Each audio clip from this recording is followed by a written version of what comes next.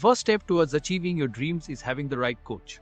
Get the best education with CAD.com Lab and make your AutoCAD 2D 3Ds Max dreams come true. Download the app now.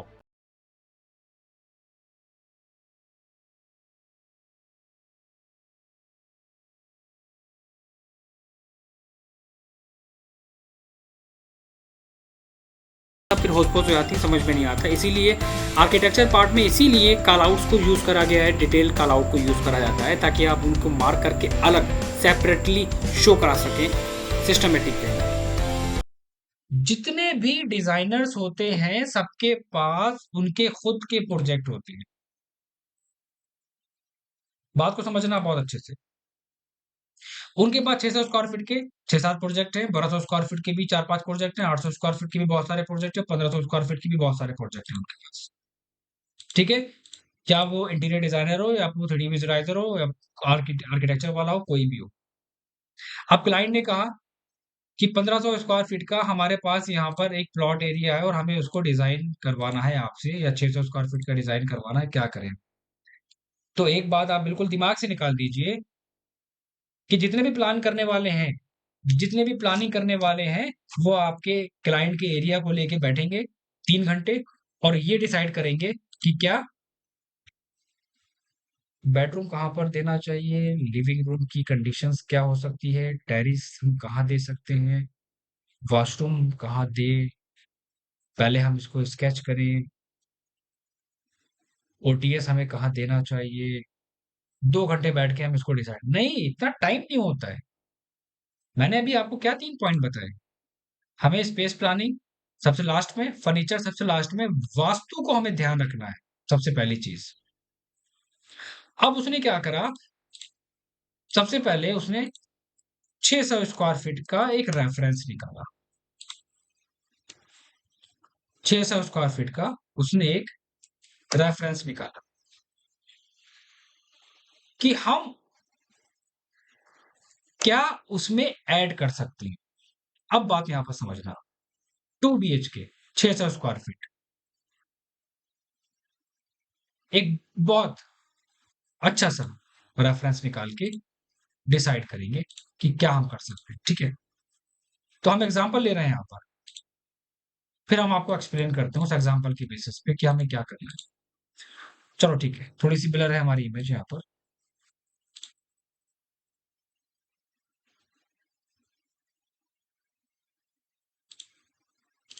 Okay, this one,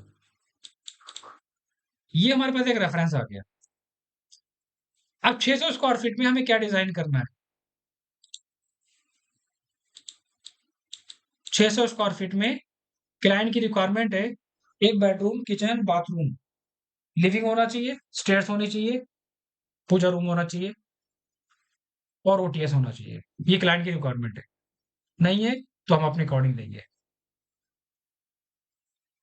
तो हमें यहाँ पर जो सबसे important चीज है, हमें यहाँ पर क्या मिला, हमें उस स्पेस को यूटिलाइज करने का एक तरीका मिला, सबसे इंपॉर्टेंट पॉइंट। क्योंकि इतना टाइम मेरे पास नहीं है कि हम उस चीज की कैलकुलेशन करेंगे बैठ के, क्योंकि 2D ड्राइंग्स का इतना चार्जेस नहीं होते हैं। हमें क्या आइडिया मिल गया, एक परफेक्ट आइडिया हमें यहाँ पर ये मिल गया। ठीक है कि हम किचन के, ये एक बहुत कॉमन सी बात है, बेडरूम के पास एक ओटीएस होना इंपॉर्टेंट है जिससे हमारा वेंटिलेशन जाएगा। आप अगर अपनी ड्राइंग्स में देखेंगे, एक वॉशरूम के साथ उसने ओटीएस दे दिया, सिंपल सी बात है, कॉमन है ना ये चीज। दूसरा, एक वॉशरूम के साथ उसने एक और ओटीएस दे दिया, ये भी कॉमन सी बात है।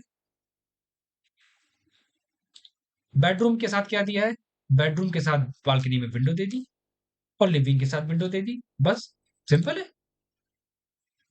कि जो हमारे एरियाज होंगे, चाहे वो बेडरूम होगा, चाहे वो किचन होगा, चाहे वो वॉशरूम होगा, हमें इन तीनों के साथ प्रॉपर वेंटिलेशन देना है। Point number 1। अब हमें इस प्लान से क्या हुआ, एक हमें आइडिया मिल गया। हमें इस प्लान से ये आइडिया मिल गया कि हम क्लाइंट को क्या दे सकते हैं। तो यहां पर क्या आया पता है, प्लानिंग के अंदर सबसे इंपॉर्टेंट चीज क्या आई, रेफरेंस। क्या आया, रेफरेंस। अब हम आते हैं दूसरे पॉइंट पे। हम आपका ये डाउट बिल्कुल क्लियर ही कर देंगे आज। जितने भी आर्किटेक्ट हैं, क्या वो सर बैठ के एक-एक चीज को डिजाइन करते हैं? क्लाइंट के एक-एक पार्ट को डिजाइन करते हैं? आपको पता है 90% कॉपी पेस्ट, 90% कॉपी पेस्ट। ठीक, क्या कॉपी पेस्ट? कि उनके पास हर एक एरिया का प्लान होते हैं, डायरेक्शन चेंज करी और उसको हमने वहां पर कॉपी पेस्ट करके एरिया डेलिमिटेशन कर दिया। बेडरूम है तो ये साइज दे सकते हैं, वॉशरूम का ये साइज दे सकते हैं। साइजेस क्लियर है, क्लाइंट की रिक्वायरमेंट पहले रखी है, साइजेस हमको क्लियर हैं। हम एक बेडरूम डिजाइन करेंगे, उसमें हम क्या-क्या चीजें मेंशन करेंगे। उस बेडरूम के साथ ओपन ओटीएस होगा, ओटीएस का स्टैंडर्ड साइज हम क्या लेके चल सकते हैं। हमें जरूरत पड़ेगी किस चीज की? रेफरेंस। अब हमारे पास सबसे लास्ट पॉइंट यहां पर आता है। सबसे लास्ट पॉइंट हमारे पास आता है ये कि हम प्लानिंग को कैसे स्ट्रॉन्ग करें। One of the most important point हर एक पर्सन के लिए। आप बड़े से बड़े डिजाइनर को अपने सामने खड़ा कर लो, उससे कहना 3000 स्क्वायर फीट का एरिया मैं आपको दे रहा हूं, मुझे ठीक 1 घंटे के अंदर प्लानिंग करके दो, ground floor, first floor, second floor. और हर एक चीज वास्तु के बेसिस पे होनी चाहिए, उसका इंटीरियर, उसकी प्लेसिंग और उसके रूम से लेके उसके डोर विंडो की हर एक डायरेक्शंस वास्तु की बेसिस पे।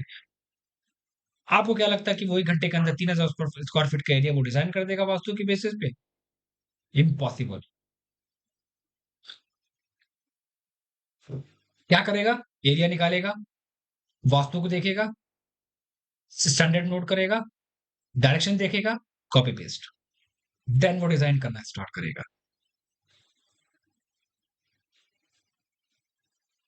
ठीक,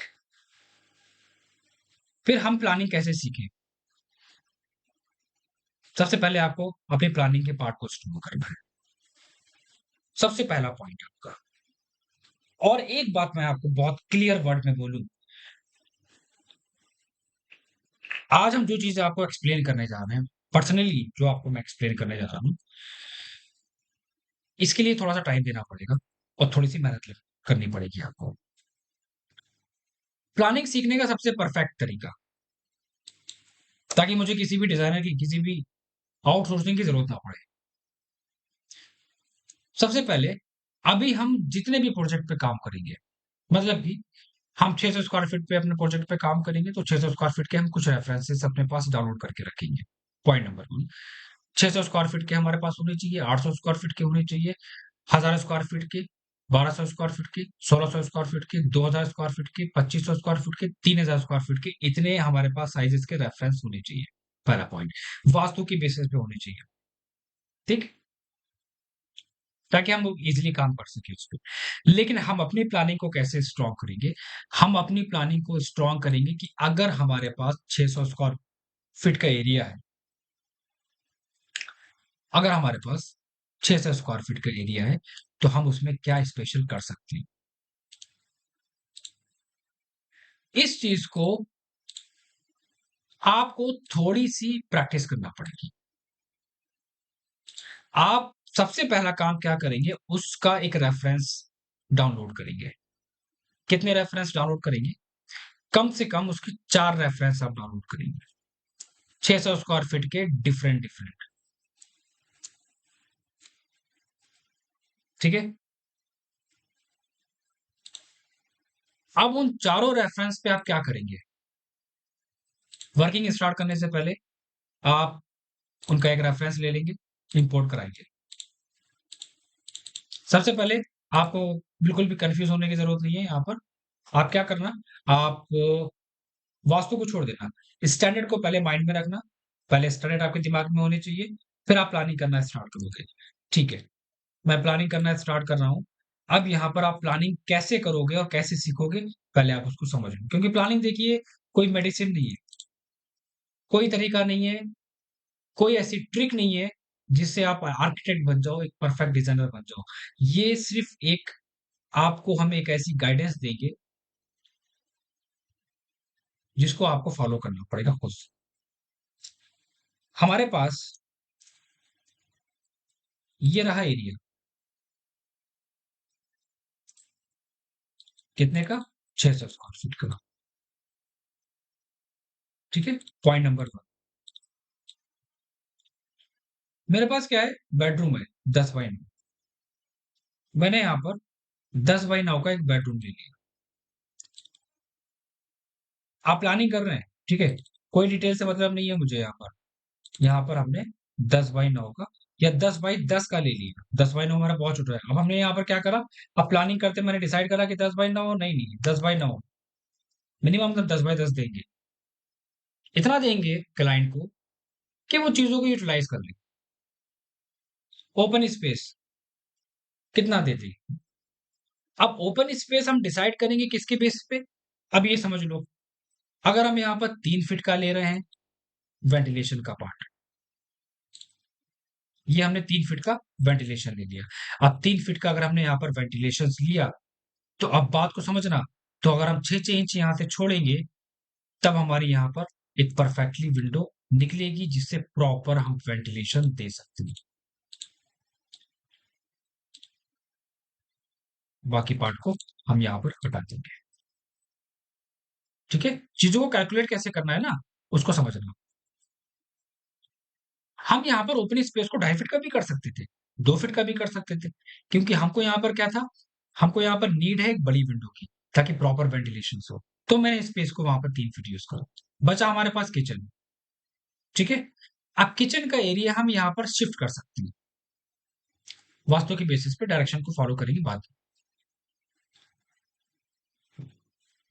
मैंने पढ़ाया था बिल्डिंग बायलॉज में कि किचन की डायरेक्शंस हमेशा इस तरह रखी जाती है जो हमारे डाइनिंग एरिया से कनेक्टेड हो। बहुत सिंपल सा कॉन्सेप्ट है। डाइनिंग एरिया से हमारा कनेक्टेड होना चाहिए। इस बात को ध्यान रखना है। और आपको जो एरिया आप डिज़ाइन कर रहे हो, उस एरिया में आपको ये देखना है कि हर एक चीज़ परफेक्टली है। अगर हमने इस किचन